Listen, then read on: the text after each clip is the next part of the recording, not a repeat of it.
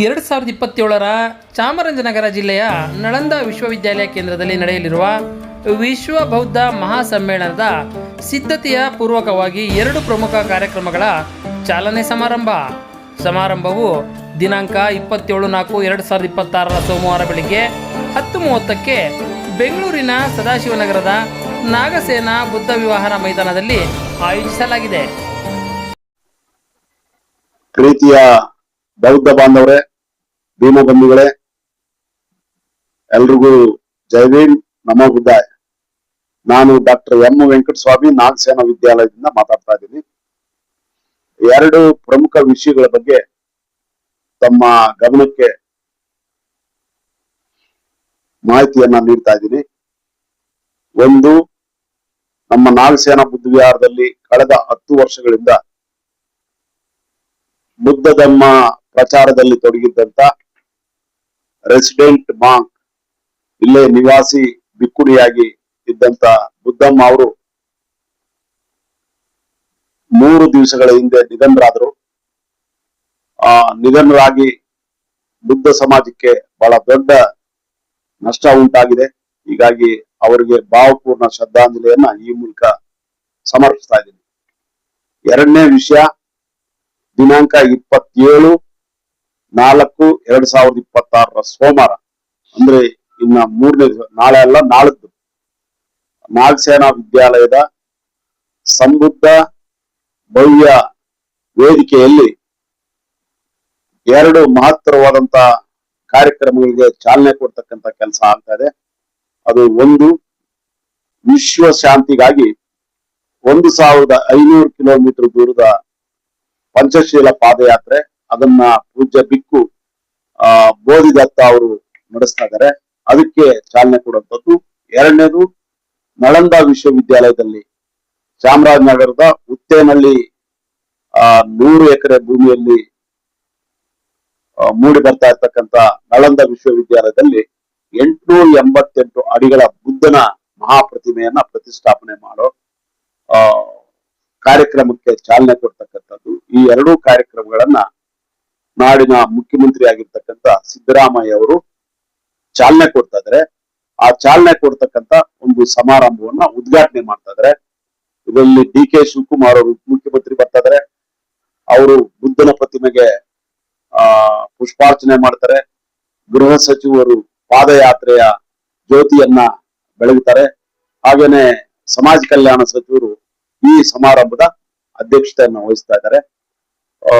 ವೇದಿಕೆಯಲ್ಲಿ ಸನ್ಮಾನ್ಯ ಮುಖ್ಯಮಂತ್ರಿಗಳಿಗೆ ಮತ್ತು ಸಚಿವ ಸಂಪುಟದ ಸದಸ್ಯರಿಗೆ ಅದ್ದೂರಿಯಾದ ಸನ್ಮಾನ ಮಾಡ್ತಾ ಇದ್ವಿ. ಯಾಕಂತ ಹೇಳಿದ್ರೆ 2025 ಮತ್ತು 2026ರ ವರ್ಷಗಳಲ್ಲಿ 2 ವರ್ಷಗಳಲ್ಲಿ ಬೌದ್ಧ ಸಮಾಜಕ್ಕೆ ಬಹಳ ಮಹತ್ತರವಾದಂತ ಕೊಡುಗೆಗಳನ್ನ ಇಂದಿನ ಸರ್ಕಾರ ಮಾಡಿದೆ.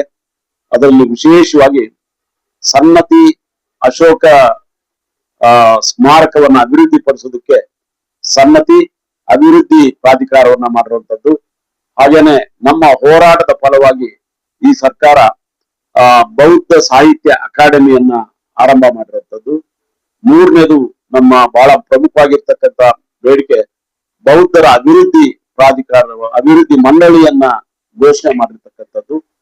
ಇನ್ನು 2 ಬೇಡಿಕೆಗಳು ಹಾಗೆ ಇದೆ. ಒಂದು, ಬುದ್ಧ ಜಯಂತಿಗೆ ಸರ್ಕಾರಿ ರಜಾ ಘೋಷಣೆ ಮಾಡೋದು ಮತ್ತು ನಾಡಗೀತೆಯಲ್ಲಿ ಬೌದ್ಧರ ಉದ್ಯಾನವನ ಅಂತ ಶಬ್ದ ಸೇರಿಸ್ತಕ್ಕಂಥ ಕೆಲಸ ಮಾಡ್ತೀವಿ ಅಂತ ಹೇಳಿದ್ದಾರೆ.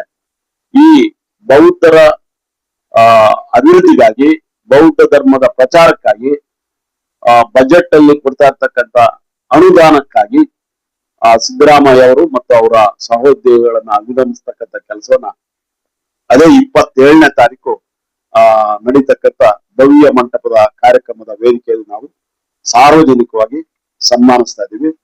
ಹಾಗೇನೆ ಮೇ 1 ಕಾರ್ಮಿಕ ದಿನಾಚರಣೆ ದಿವಸ ಈ ಸತಿ ಬುದ್ಧ ಜಯಂತಿ ಬಂದಿದೆ. ನಾವೊಂದು ಆ ಬುದ್ಧ ಜಯಂತಿಗೆ ರಜಾ ಕೊಡಿ ಅಂತ ಹೇಳಿ ಕೇಳ್ತಾ ಇದ್ವಲ್ಲ, ಈ ಸತಿ ತಾನಾಗೆ ಮೇ ದಿನಾಚರಣೆ ಬಂದಿರೋದ್ರಿಂದ ಸಾರ್ವಜನಿಕ ರಜೆ ಇರೋದ್ರಿಂದ ಈ ವರ್ಷ ನಾವೇನ್ ಕೇಳೋದಿಲ್ಲ. ಮುಂದಿನ ವರ್ಷದಿಂದ ಅದು ಆಗ್ಲಿ ಅಂತೇಳಿ ಬುದ್ಧ ಜಯಂತಿ ದಿವಸ ನಾವು ಬೇಡಿಕೆಯನ್ನ ಇಡ್ತಾ ಇದ್ದೀವಿ. ಅದು ಬುದ್ಧ ಜಯಂತಿ ನಡೆಯುವಂಥದ್ದು ನಿಮಗೆ ಮೇ 1ನೇ ತಾರೀಕು ಶುಕ್ರವಾರ ಇದೇ ನಾಗಸೇನಾ ವಿದ್ಯಾಲಯದಲ್ಲಿ ನಡೀತದೆ. ಹೋದ ವರ್ಷ ಬುದ್ಧ ಜಯಂತಿ ಪ್ರಥಮ ಕಾರ್ಯಕ್ರಮ ನಡೀತು, ಅದು ರವೀಂದ್ರ ಕಲಾಕ್ಷೇತ್ರದಲ್ಲಿ ನಡೆಯಿತು. ಈ ಸತಿ ಮೇ 1ನೇ ತಾರೀಕು ಬುದ್ಧ ಜಯಂತಿ ಇಲ್ಲಿ ನಮ್ಮ ನಾಗಸೇನಾ ಬುದ್ಧ ವಿಹಾರದಲ್ಲಿ ನಿರ್ಮಾಣ ಆಗ್ತಾ ಇರ್ತಕ್ಕಂಥ ಭವ್ಯ ಮಂಟಪ 27ನೇ ತಾರೀಕಿಂದ ಬುದ್ಧ ಜಯಂತಿವರೆಗೂ ಕೂಡ ಮುಂದುವರಿತದೆ. ಸೊ ಆ ದಿನ ಅದೇ ವೇದಿಕೆಯಲ್ಲಿ ನಾವು ಬುದ್ಧ ಜಯಂತಿಯನ್ನ ಬಹಳ ಅರ್ಥಪೂರ್ಣವಾಗಿ ಆಚರಣೆ ಮಾಡ್ತಕ್ಕಂಥ ಕೆಲಸ ಮಾಡ್ತಾ ಇದ್ದೀವಿ. ಈ 3 ಕಾರ್ಯಕ್ರಮಗಳು, ಒಂದು ಬುದ್ಧಮ್ಮ ನಿಧನ ಆಗಿದ್ದಕ್ಕೆ ಒಂದು ಬುದ್ಧ ಸಪ್ತಾಹ ಅಂತ ಮಾಡುವಂಥದ್ದು, ಎರಡನೇದು 27ನೇ ತಾರೀಕು ನಡೆಯತಕ್ಕಂತ 2 ಕಾರ್ಯಕ್ರಮ ಮಾತ್ರವಾದಂತ ಕಾರ್ಯಕ್ರಮಗಳಿಗೆ ಚಾಲನೆ ನೀಡ್ತಕ್ಕಂತ ಉದ್ಘಾಟನಾ ಸಮಾರಂಭ, ಮೂರನೇದು ಬುದ್ಧ ಜಯಂತಿ. ಈ 3 ಕಾರ್ಯಕ್ರಮಗಳು ಯಶಸ್ವಿ ಆಗೋದಕ್ಕೆ ನಾಡಿನ ಸಮಸ್ತ